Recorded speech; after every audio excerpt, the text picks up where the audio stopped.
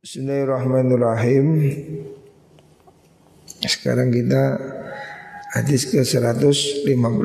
Arba'un min mana?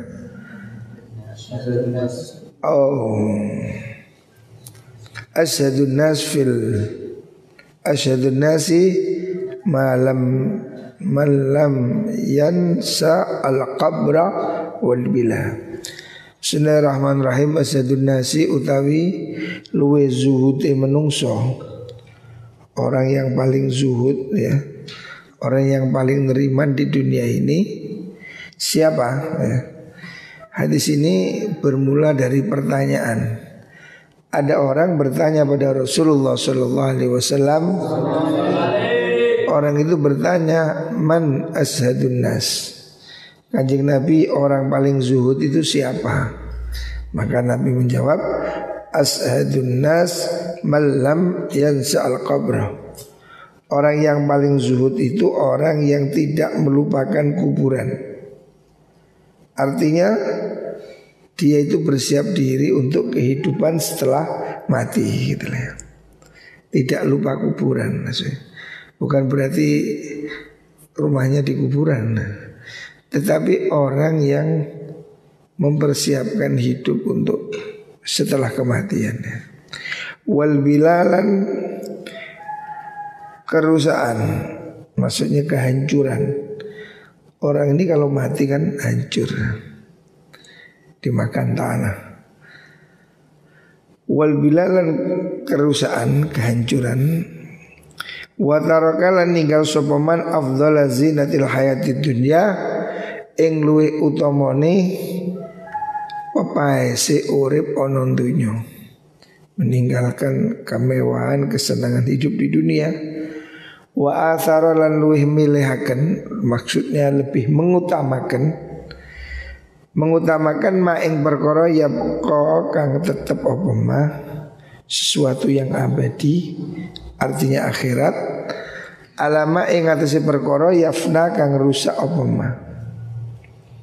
Jadi orang yang zuhud ya, orang yang tirakat ya, yang menjaga diri ya. Zuhud itu bukan hanya tidak makan barang haram. Zuhud ini ada tingkatan gitu lah. Ya, zuhud ada yang pertama zuhud terhadap amal. Maksudnya amalnya murni hanya untuk Allah Subhanahu wa ta'ala. Itu juga zuhud ya. Jadi zuhud itu bukan berarti harus miskin. Ada zuhud dalam amal ya. Ada juga zuhud dalam iman, artinya tidak apa? Tidak syirik pada Allah Subhanahu wa ta'ala. Jadi ada zuhud itu ada posisi demikian. Ada zuhud meninggalkan sesuatu yang tidak penting, itu juga zuhud ya. Tidak main-main, tidak sesuatu yang enggak ada gunanya ya. Lah baru zuhud dari harta halal ya. Artinya dia mencukupkan sedikit saja dari dunia. Jadi zuhud ini ada beberapa tingkatan ya. Bisa jadi orang itu zuhud walaupun kaya ya. Karena yang zuhud itu hatinya. Zuhud dari syirik, zuhud dari amal yang tidak ikhlas ya. Itu zuhud. Dia mengingat kehidupan setelah kematian. Karena kita tidak tahu ya, orang ya kemarin baru meninggal Lord of Broken Heart, Didi Kempot. Orang masih baru nyanyi-nyanyi mati. Ini kan Masya Allah, sepertinya sehat-sehat ya, tapi takdir Allah ya. Makanya orang harus selalu sadar setiap saat dia bisa mati. Walam ya'udda lan orang hitung sopaman godan ing dino sisuk min ayyamihi sengi piro-piro dino niman. Artinya dia tidak berharap hidup lama. Ia beramal hari ini seakan-akan besok sudah tidak hidup lagi, sehingga amalnya selalu terbaik ya. Orang ini kalau merasa besok mati, pasti hari ini sudah berbuat yang terbaik ya. Orang yang zuhud itu seperti itu. Setiap hari dia merasa seakan besok sudah tidak hidup lagi ya. Wa adda nafsahu fil mautah, dan dia menghitung dirinya sebagai bagian orang yang sudah mati. Artinya dia sudah betul-betul mempersiapkan kalau mati besok ya, saya ini jadi apa, seperti apa gitu. Jadi ini berbahagialah orang yang sadar kematiannya. Kata Rasulullah sallallahu alaihi wasallam, al-kayyisu man dana nafsahu wa alima lima ba'dal maut wa amila lima ba'dal maut. Orang pintar itu adalah orang yang merendahkan diri, tidak merasa dirinya baik, wa amila lima ba'dal maut, dan dia beramal untuk kehidupan setelah mati. Itu orang yang pintar. Jadi orang pintar ini bukan profesor. Ukuran Nabi Muhammad SAW, orang pintar itu orang yang beramal untuk kehidupan setelah mati. Karena apapun yang kita bangun di dunia ini toh akan selesai. Hebat sehebat apapun, semua orang hidup pasti akan mati. Isbagul wudu satrul iman. Hadis selanjutnya, isbagul wudu utawi nyempurnakno wudu ya. Wudu dengan sempurna artinya wudu ya memakai air yang betul ya, tidak berlebihan. Basuh tangan ya sampai di atasnya sikut ya kan. Kalau apa namanya wajah ya sampai telinga sini. Jadi membasuh wudu yang sempurna. Wajah kan batas atasnya mulai tempat tumbuh rambut sampai di dagu. Jadi sempurna semua, atas bawah kanan. Kalau tangan sampai ke sikut, melebihi sikut ya. Wudu yang sempurna ya. Masuk kaki sampai di atasnya betis bawahnya. Melakukan wudu di kosok-kosok ya. Ini sunnah-sunnahnya. Wudu yang sempurna itu syatrul imani, iku separone iman. Maksudnya bagian daripada imannya. Jadi dalam riwayat yang lain, at-tahuru nisful iman ya. Sesuci itu sebagian separuh dari iman ya. Wa alhamdulillah, utai kalimat alhamdulillah ya. Zikir alhamdulillah, meneng-meneng alhamdulillah, iku tamlau ngebak-ngebaki apa alhamdulillah al-mizana ing timbangane amal ya. Maksudnya pahalanya mengucapkan alhamdulillah ya, dengan sepenuh hati ya, bukan hanya omong kosong. Orang mengucapkan alhamdulillah dengan penuh kesadaran bahwa segala puji milik Allah. Kita ini hidup mati semua dari Allah, kebaikan semua dari Allah ya. Siapa orang mengucapkan kalimat alhamdulillah dengan sungguh-sungguh, maka pahalanya itu memenuhi mizan, memenuhi timbangan amal kelak di akhirat. Kan kita ini akan ditimbang. Nah, mizan akan, timbangnya akan jadi penuh, berat ya. Makanya banyak-banyak ucapkan alhamdulillah. Wastasbih wa takbir tamla'ani as-samawati wal ard. Adapun tasbih ya, mengucapkan subhanallah, wa takbir mengucapkan Allahu akbar, iku tamla'u ngebak-ngebaki apa niku wau tasbih wa takbir as-samawati ing pira-pira langit. Maksudnya memenuhi tempat di langit 7, wal ardina lan pira-pira bumi yang lapis ke bawah ya. Maksudnya ini ibarat dari betapa besar pahalanya ya, sepenuh langit dan bumi ya. Wassalatu tawi salat iku nurun, nur dari cahaya ya. Nur, sholat itu cahaya atau memberikan cahaya maksudnya. Sholat ini akan menerangi hidup orang ya. Orang sholat itu tanda anil fahsya'i wal mungkar ya. Maka sholat itu akan jadi cahaya hidup ya, di dunia maupun di akhirat ya. Wa zakatu tawi zakat iku burhanun dadi tondo ya. Zakat itu indikator. Indikator apa? Iman ya. Kemarin dalam kitab Ihya disebutkan zakat itu kan ujian iman. Semakin kuat iman dia semakin kuat zakatnya. Seperti dicontohkan oleh Abu Bakar As-Siddiq. Abu Bakar ketika dipanggil Nabi untuk bersedekah, diserahkan seluruh hartanya, seluruhnya 100%. Sementara Sayyidina Umar 50%. Kita 2,5%, jauh sekali ya. Makanya zakat itu burhan. Zakat itu tanda ya, indikasi. Semakin orang itu rajin zakat, berarti indikasi imannya sangat kuat ya. Sebab zakat itu kan bentuk kecintaan orang pada Allah ya. Sehingga dia merelakan hartanya demi untuk dicintai Allah Subhanahu wa ta'ala. Ini kan berat. Zakat ini melawan pelit, melawan nafsu ya. Makanya kata Rasulullah SAW, zakat itu burhan, zakat itu petunjuk, dalil, indikator ya. Wasabru tai kesabaran iku diyaun dadi lampu, maksudnya cahaya ya. Sabar itu cahaya. Artinya dalam kegelapan hidup ya, orang ini sabar itu selalu membuat hidupnya terang.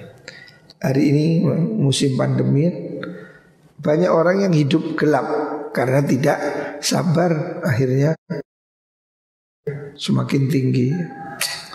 Sedih.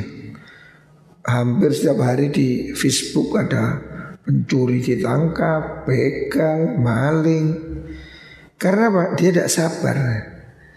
Sebetulnya kalau orang itu sabar pada posisi yang gelap, susah pun dia akan bertahan. Kita ini melarat-melarat masih jauh lebih berat yang dialami Rasulullah SAW. Kanjeng Nabi aja sampai diriwayatkan dia Nabi itu mengganjel mulutnya dengan batu.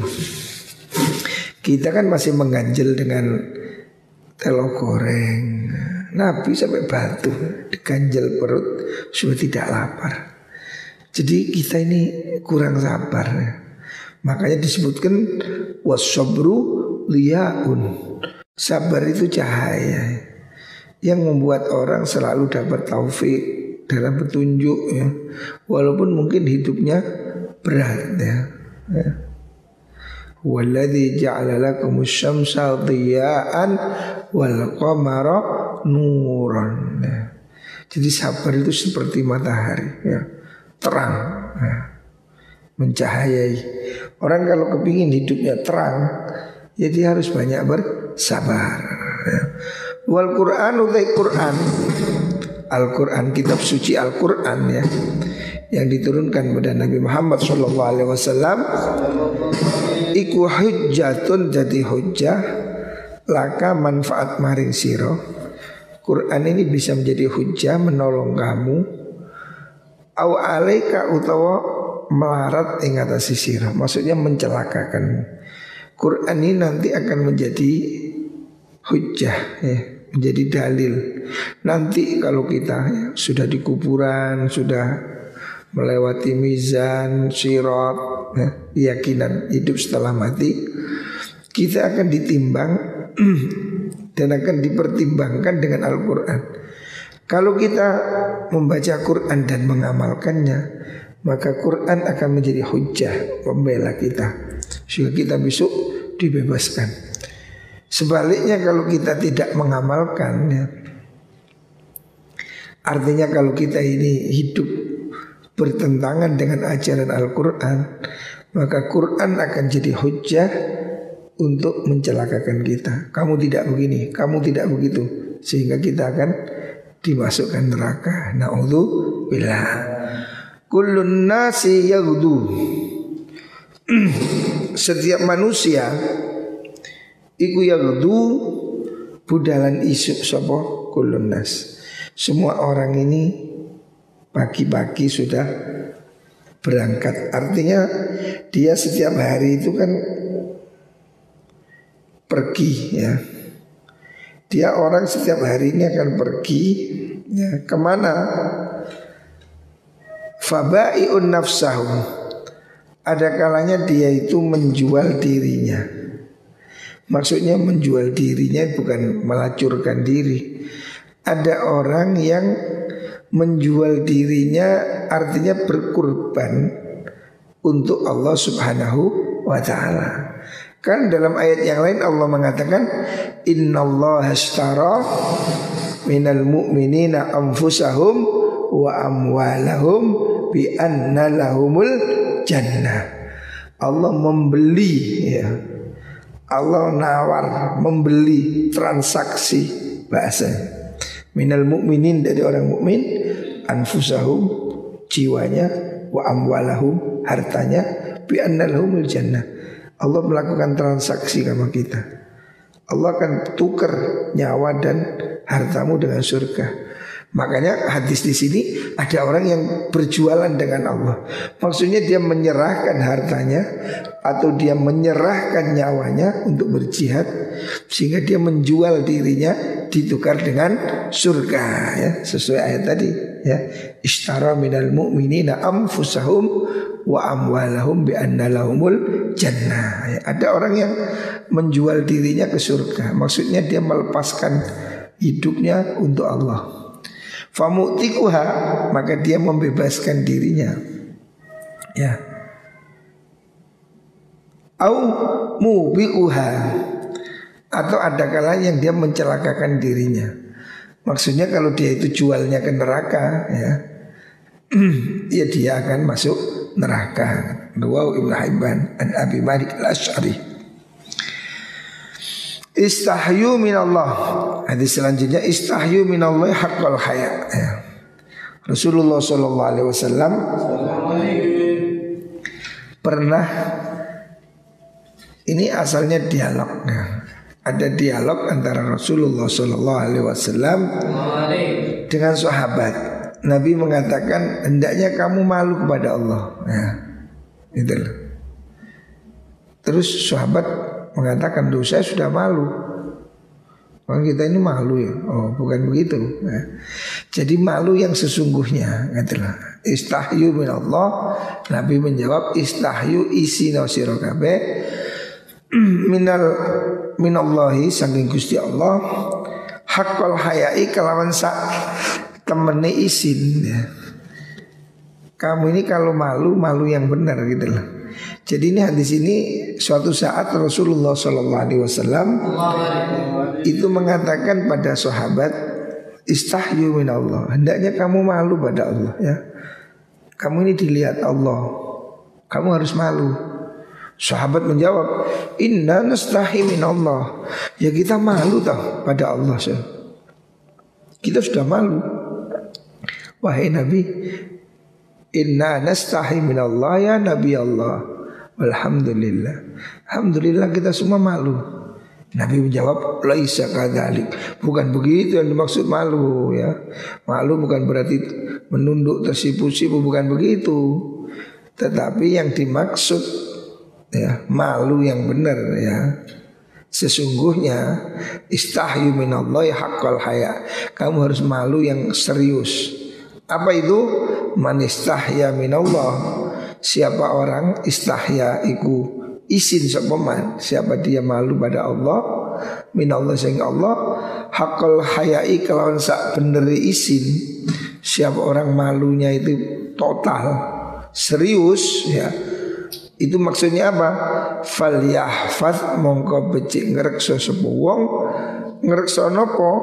Jagalah ar-ra'sa ing peninggal mata wa malan perkara wa akang madangi apa niku wau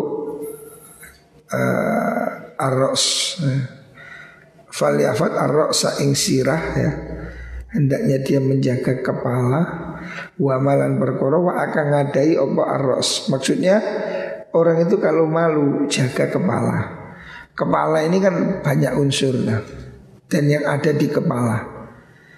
Orang itu kata Nabi kalau malu bener, maka indikatornya dia menjaga kepalanya. Maksudnya kepalanya dijaga dari mana? Ya telinganya, ya mulutnya, ya matanya, ya hidungnya gitu loh ya. Jadi Nabi mengatakan malu yang sesungguhnya itu bukan kok hanya menunduk ya. Malu yang dimaksud Rasulullah SAW itu malu ketika orang itu mau menjaga kepalanya ya. Jaga kepalamu ya.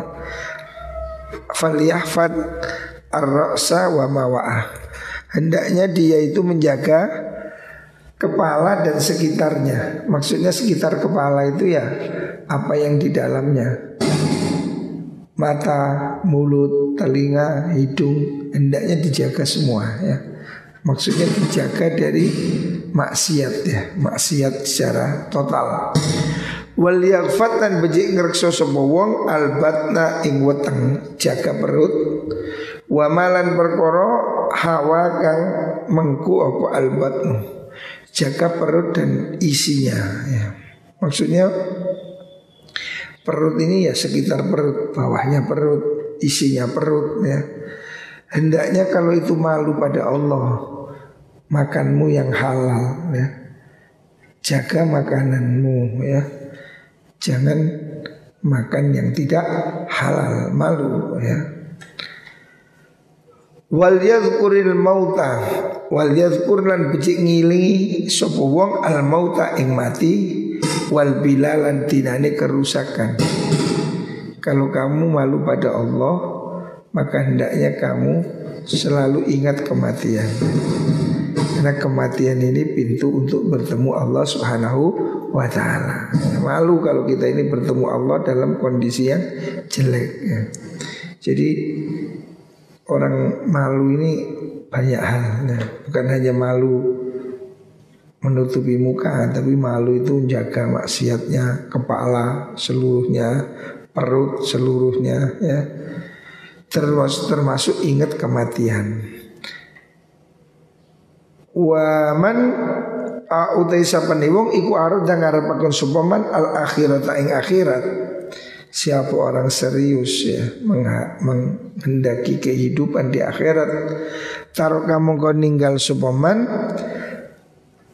zinatul hayati dunya ing pepaese urip ana nunjuk. Maksud siapa orang bersiap untuk akhirat, dia harus mulai mengurangi kesenangan hidup di dunia.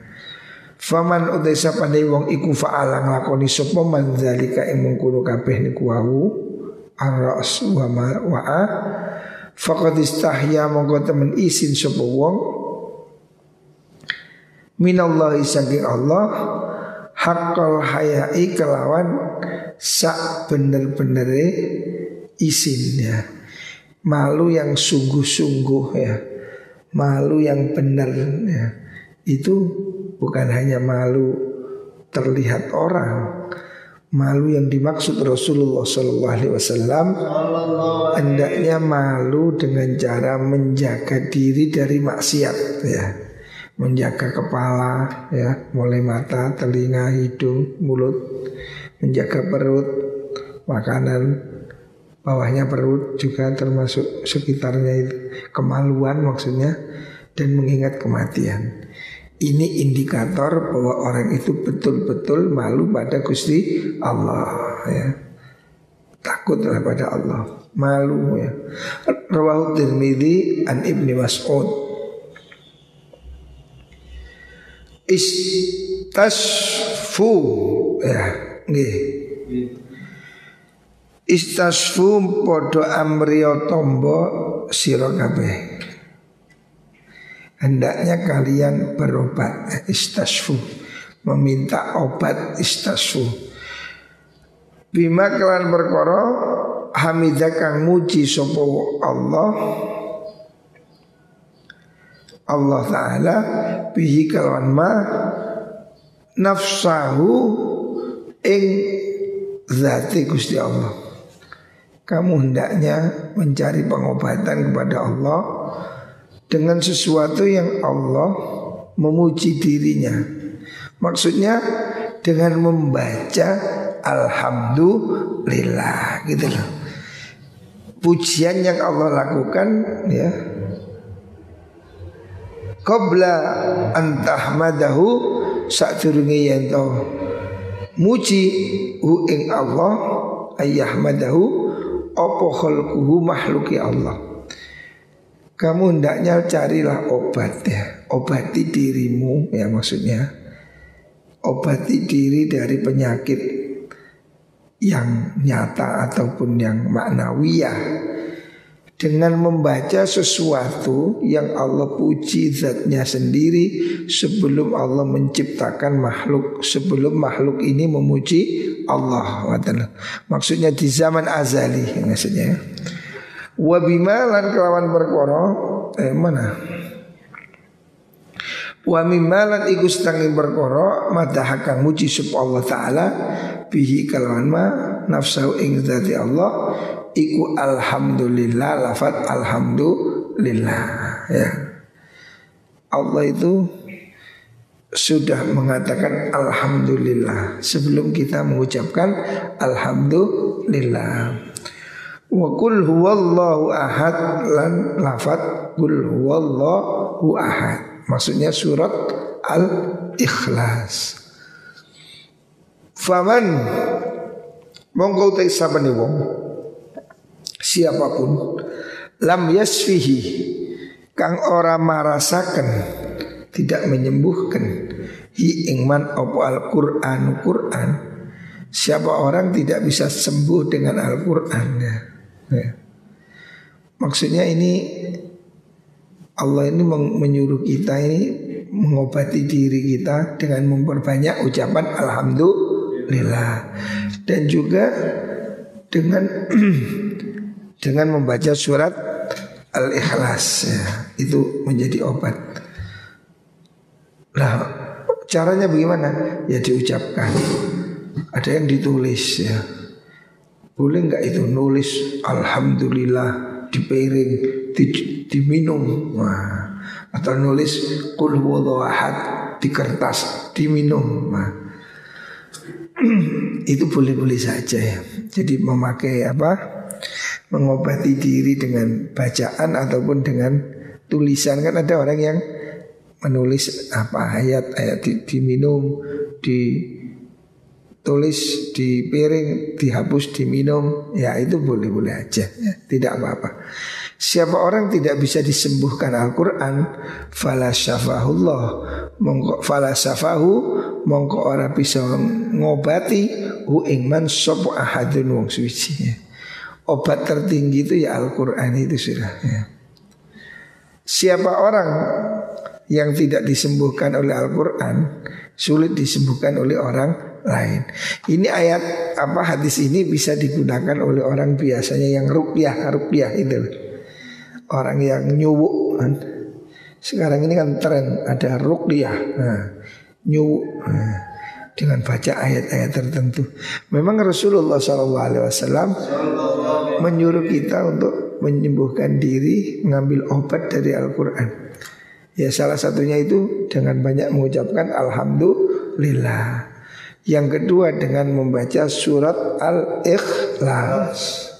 Makanya kalau ada orang sakit, bacakan surat Al-Ikhlas ya.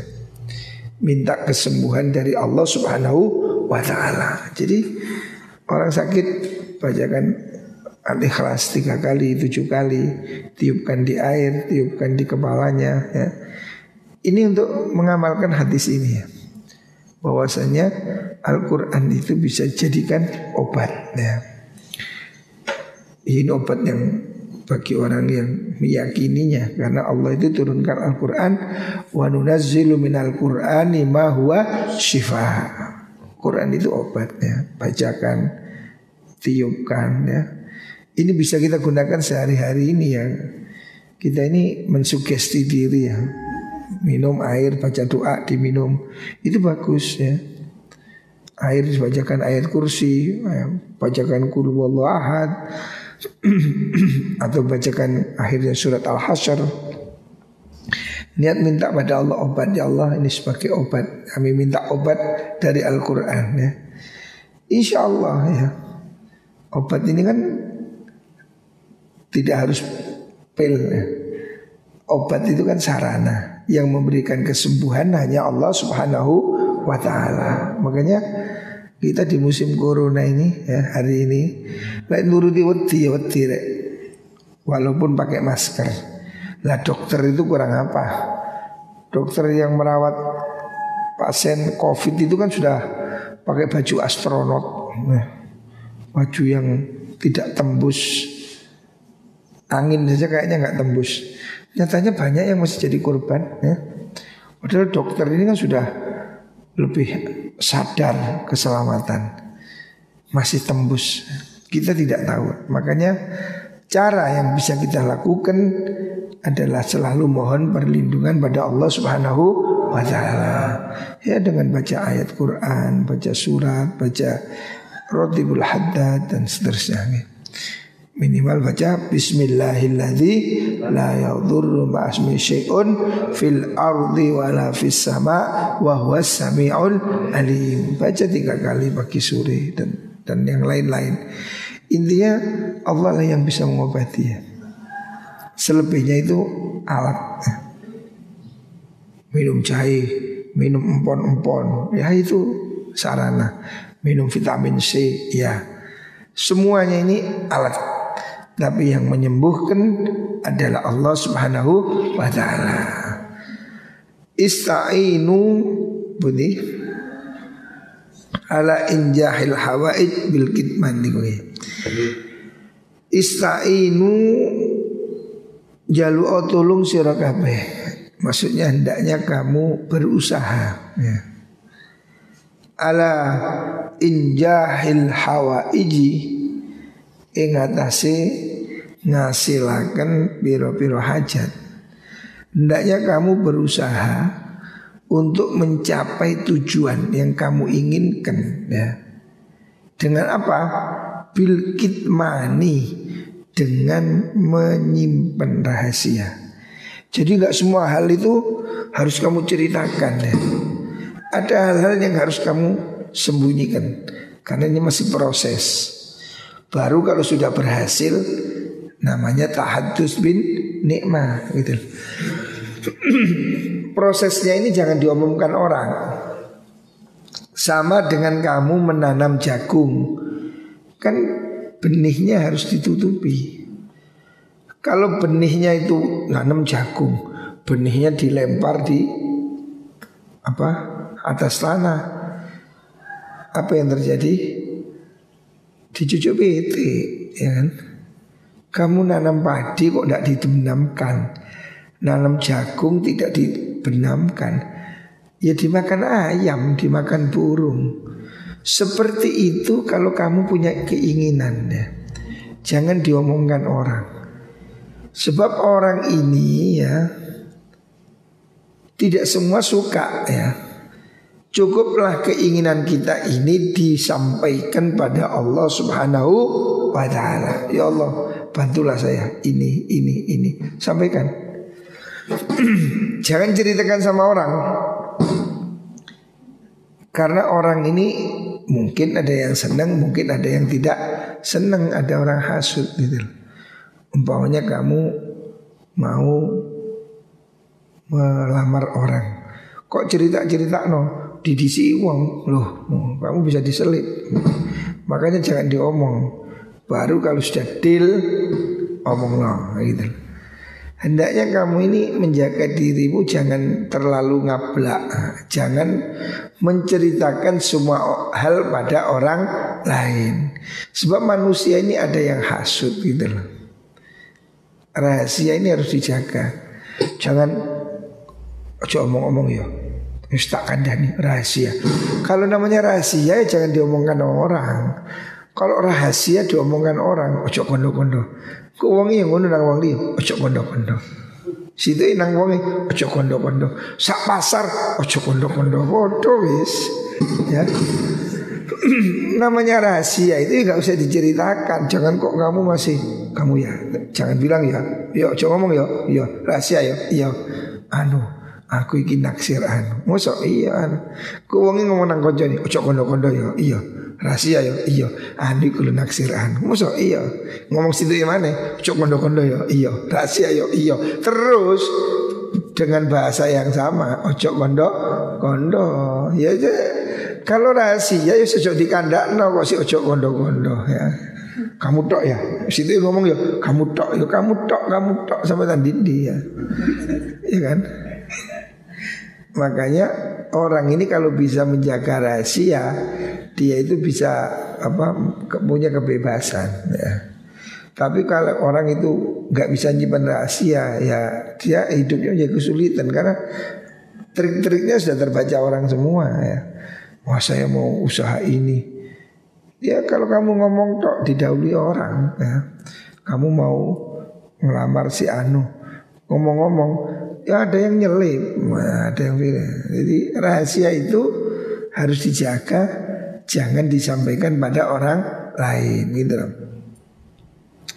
Kalau kamu sampaikan sesuatu apalagi pada perempuan dek, gak iso dek. Wong wedok nyimpan rahasia gak iso. Wis nemen gak iso nih. Lah kon cerita nang wong wedok, waduh sak teko pasar iku mesti. Ya itu yang terjadi ketika Nabi Yusuf itu. Nabi Yusuf itu kan ngimpi melihat bintang dan bulan bersujud kan. Ini ra'aitu ahada asyara kaukaban wasyamsa wal qamar ra'aituhum li sajidin. Nabi Yusuf mendapat isyarah bahwa ini akan terjadi langit, bulan, bintang-bintang bersujud pada dia, 11 bintang. Dia menceritakan pada bapaknya. Bapaknya kan tidak mungkin cerita-cerita. Makanya bapaknya mengatakan qala ya la taksus ru'ya ka'ala ikhwatik. Nabi Yakub sudah mengatakan kamu jangan ceritakan mimpimu pada saudaramu ya. Nabi Yusuf sudah diajari oleh bapaknya, jangan kamu cerita. Ini mimpi, ini rahasia. Karena apa?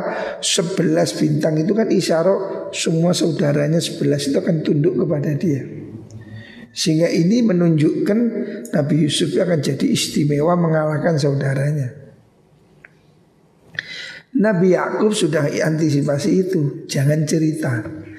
Loh sayangnya waktu cerita ini pembantunya dengar. Nah gitu, wong wedok urusan ruwet gara-gara wong wedok. Nah, jadi kamu jangan percaya rahasia pada perempuan disablak itu. Sulit sudah. Sulit perempuan jaga rahasia itu sulit ya. Karena ya lambe ini luruh ya mesti lambe situ lah kayak semuni ya.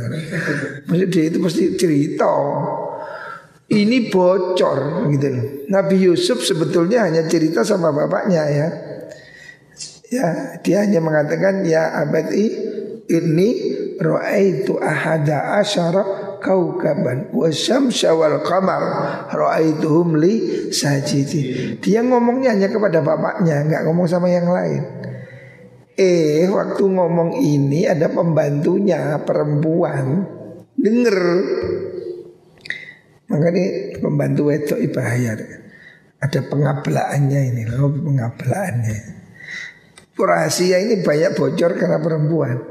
Lah pembantunya ini cerita pada saudara-saudaranya. Tahu nggak kamu Yusuf mimpi begini-begini. Timbullah kecemburuan. Mereka kemudian merasa Yusuf diperlakukan spesial oleh bapak. Maka ini Yusuf harus disingkirkan. Nah, akhirnya 11 orang saudaranya ini berkonspirasi untuk melenyapkan Nabi Yusuf. Nah, itu. Gara-garanya apa? Ya gara-gara ada cerita tadi itu. Sebelumnya Nabi Yusuf sudah cerita itu rahasia. Hanya ngomong itu qala Yusufu li abihi ya abad. Dia hanya ngomong pada bapaknya padahal sudah benar ngomong pada orang tua, pada guru ini boleh karena ini kan musyawarah. Tetapi sayang seribu sayang omongannya ini terdengar oleh perempuan. Nah ini sing gare ruwet. Dunia ini rada repot. Wong lanang gak cerita iso, meneng iso. Wong wedok gak iso. Waduh, jadi semangat gosipnya ini tinggi.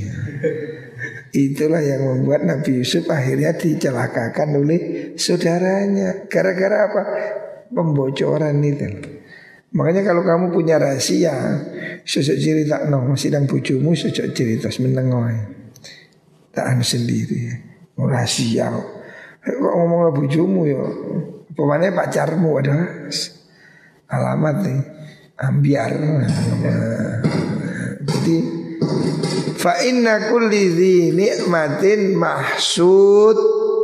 Fa inna kulli dzi nikmatin sedune saben-saben wong kang duweni nikmat iku mahsudun kang den hasuti. Inilah masalahnya. Jangan ceritakan semua hal pada orang lain karena orang yang punya kenikmatan itu selalu jadi sasaran hasud. Karena di sekitar kita ini banyak orang yang hasud ya. Ini masalahnya. Orang iri itu jadi penyakit. Di sekitar kita ini tidak semua orang berpikiran positif. Tidak semua orang di sekitar kita ini baik ya. Tidak semua orang ini malaikat, tetapi juga tidak semuanya setan ya. Ya pasti ada yang baik, ada yang buruk. Makanya kalau kamu punya rencana baik jangan diobrolkan.